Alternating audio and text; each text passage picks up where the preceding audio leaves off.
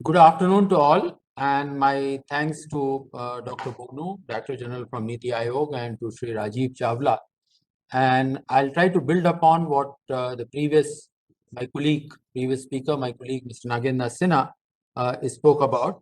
Let me start with the economic perspective, and which comes easy to my mind is that on the basic, the role of the government as protector, law and order, judiciary, etc., protection for life and property, and to the provider of public goods, clean air, roads, etc., drinking water, then to redistributor of wealth, and which is an important function in a country wherein there are very wide wealth distribution issues as well as income distribution issues.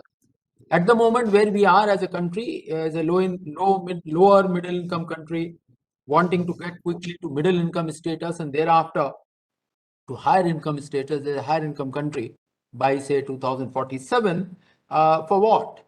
To get a better living standards for our fellow citizens and for longer, for the higher longevity. Now, with that being the goal, we have a very sizable population which has got weak capacities in terms of education, skills, assets, and income. Now, there comes a very important role of the state. When I'm talking about the state, I'm talking about all governments put together. Now, there the redistribution effort, considering that our wealth stock itself is very low, we have to grow fast and we have to do a targeted delivery of services, targeted redistribution. We can't have distribute to all. We can't do a carpet distribution. Now, this is a targeted delivery when we are talking about a targeted support, not just a delivery, and that support is not just about DBT. DBT is a very small component of that. These are also very relevant where public services have to be provided, and those services can be in immunization, they can be in nutrition, they can be in education, they can be in skilling. Now, this all requires a very massive effort. We have to build bridges, and I'll come to that aspect, that where those bridges are required. Not just those services, but the other element which comes in where the assets have to be provided. Now, one is the income, sort of a in terms of public services and a support for livelihood. But then comes the issue of that assets which are needed. For example, housing for the poor. People may be good enough to learn to earn for their livelihood, for them to get even a one-room house, even in a rural area, it may be beyond their means. Similar manner, better standards of living, housing, the drinking water, and thereafter, and so on. Now, some of or several of these require a family approach. Some of them are individual driven, but then an aggregation at the family level is required. Going beyond government services or the government's redistribution effort is needed are the subsidized supply through the market mechanism, where government subsidizes but the product flows through the market mechanism. For example, fertilizers. Similar manner, there are marketplace services where government has no role except for a facilitator. For example, credit. In terms of for employment. Now, these are the market services, but there, this kind of a mechanism where IT bridges are built across the systems can be a huge game changer. And let me also emphasize that this aspect, that the philosophy of the government or the earnestness for the government has been not a checkbox approach or not a Christmas tree approach, but a 100% saturation, 100% outreach and reaching to the person who requires that support. And we may not do 10 things, we may do 5 things, but we have to do 5 with a perfection. So what this system is trying to do, Kutumba, I'm trying to put it in a larger macro perspective, is trying to build bridges across central and state IT systems.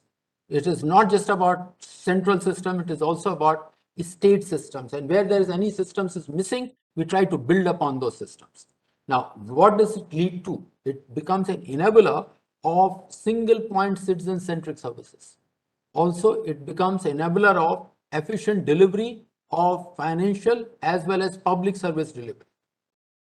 But here, as Mr. Rajiv Chawla would be covering in his address and his presentation, is that it is not just an Adhara which has become enabler. There are systems wherein other than Aadhaar also there are fields, there are identifiers which can help us in linking the system, but linking the systems. But the bottom line is that it has to be a live system. If you are looking for post-event data entry, the moment we complete the data entry, it becomes an outdated. So it has to be live system, and each system, any system which is not providing services, is not interacting with the people who are in the database, is of no use. If it is a live database, it becomes automatically automated the moment there's a touch point happens, that is stakeholder comes to the system or comes to a service provider and then takes that services or interacts, the database gets can become, it does become updated, and it gets across all the system, that updated information comes in there. Now, building that system, as Mr. Sinha noted, is going to take time. It is going to take patience. But we have to learn from each other's experience. There are examples across states. Huge amount of wonderful work has been done.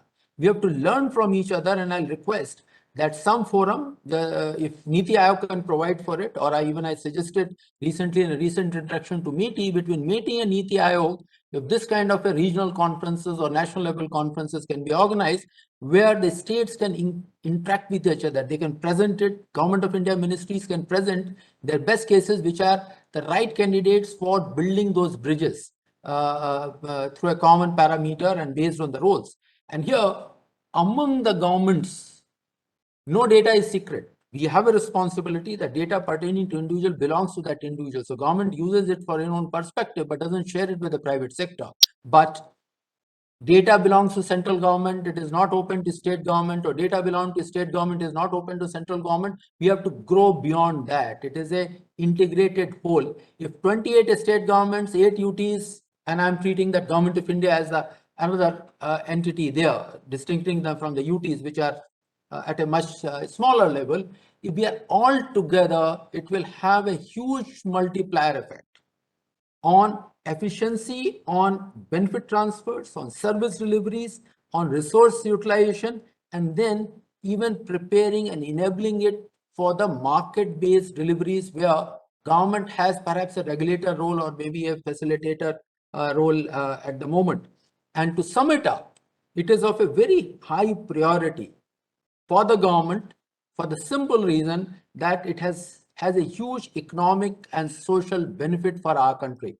So I'll appeal and I'll to all of you that take this seminar as a spirit of learning, and to the extent we can do a hand holding and learn from your experience so as to improve upon Government of India systems, as well as make that facility available to not the facility, our knowledge base, we share our knowledge base with each other, and collectively will be in a much better position to serve our goal of providing a better living standards and high longevity for our fellow citizens.